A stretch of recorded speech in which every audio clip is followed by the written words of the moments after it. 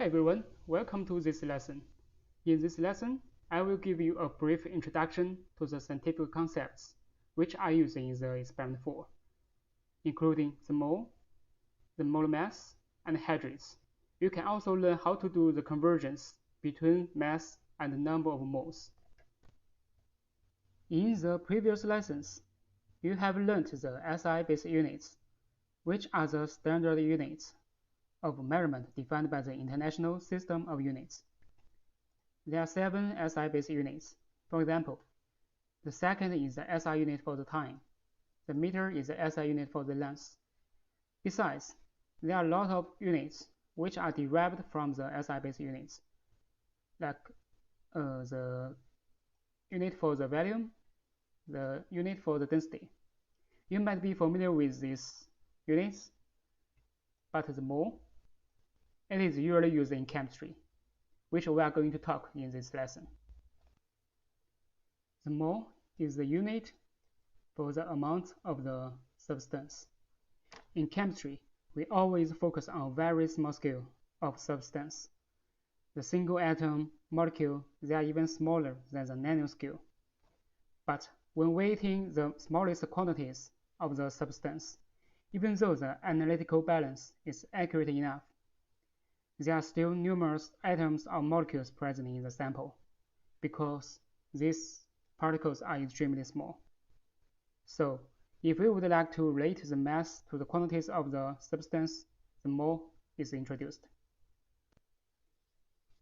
If we say there is 1 mole particles, that means there are 6.022 times 10 to the power of 23 particles present.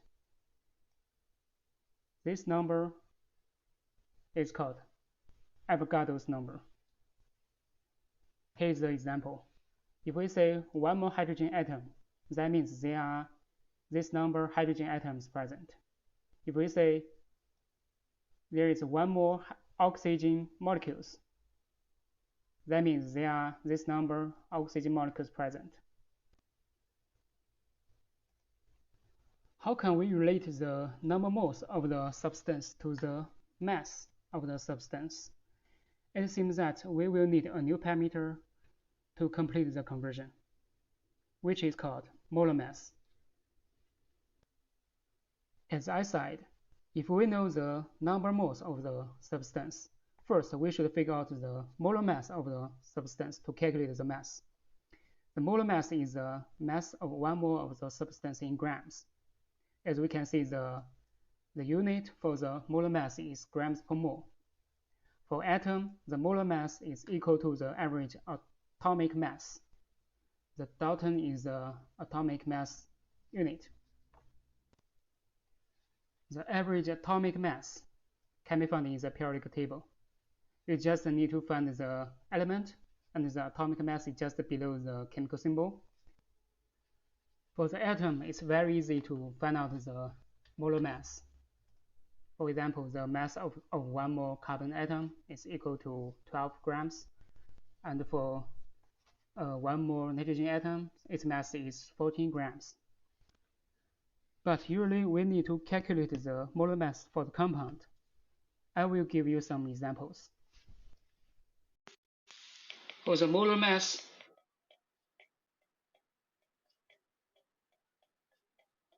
of element, we just need to find out the element in the periodic table, like the carbon, hydrogen, and oxygen. We just need to find the atomic mass in the periodic table.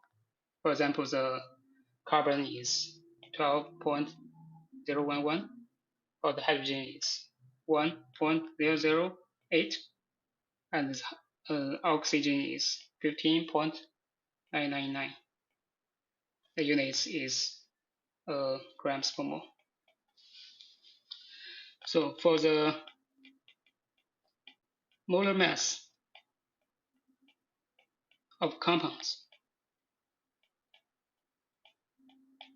for example, for the molecule compound, water, we can see there are 2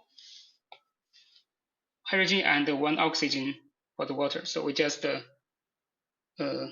is 2 times the atomic mass of the hydrogen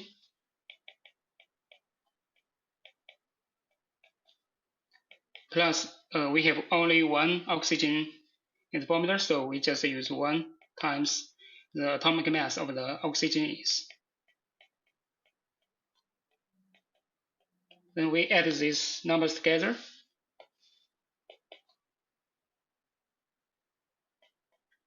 We can calculate the molar mass of water. Now it's time to figure out how these quantities, the molar mass, the number of moles, and the mass, relate to each other. We only have to know 2 of them to solve for the other. I will give you an example. If we have 12.5 grams of magnesium chloride, how many moles of magnesium and chlorine is the sample? First, we should figure out the molar mass of the magnesium and chlorine. We can check the periodic table, find the atomic mass for the magnesium is 24,305 grams per mole. For the chlorine, the atomic mass is 35.453 grams per mole. Then we can calculate the molar mass of the magnesium chloride.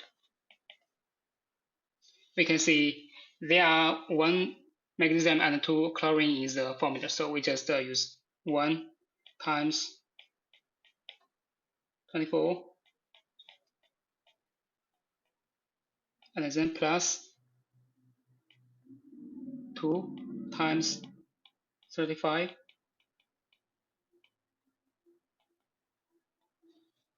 and then we can get the molar mass of the magnesium chloride.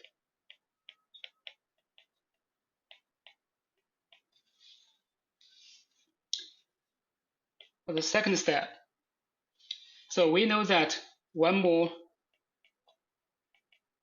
magnesium chloride is equal to 95.2011 grams.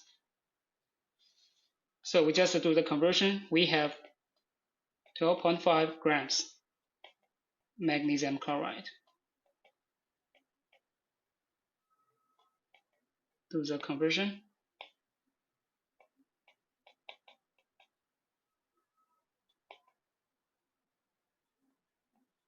Then we can calculate the number of moles of the magnesium chloride.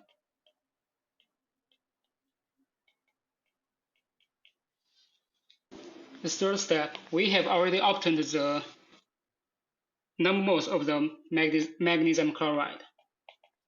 It is 0.131 mole.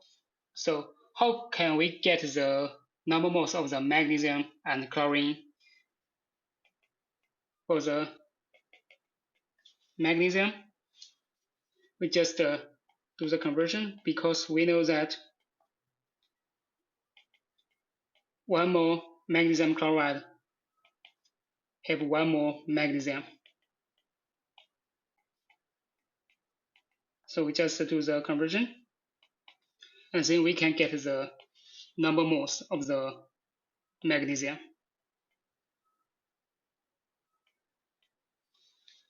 For the chlorine, because we know that 1 mole magnesium chloride have 2 mole chlorine, so we just do the conversion and then we can get the number of moles of chlorine. Determining how many moles of water are present in a hydrate sample is a common application of mole concept. A hydrate is a compound in which water molecules are part of the crystalline structure. You can see from the example, the copper sulfate pentahydrate. You can see the water molecules are coordinated with the copper or embedded in the structure. If you see the formula, that means 1 mole of this sample have 5 mole water molecules in this sample. And there is a unique character for the hydrate. The loosely held water will release from the compound upon heating. Here is my question. If we know the mass of hydrate sample and the mass of sample after heating, can you figure out the mass of water held in the compound? Can you figure out the number of moles of the water? Think about it. That's what you will do during the experiment. If you have any questions, you can send emails to your TA or to the lab supervisor, Dr. French. You are also encouraged to post your questions to the PIADA on the campus site. Thank you.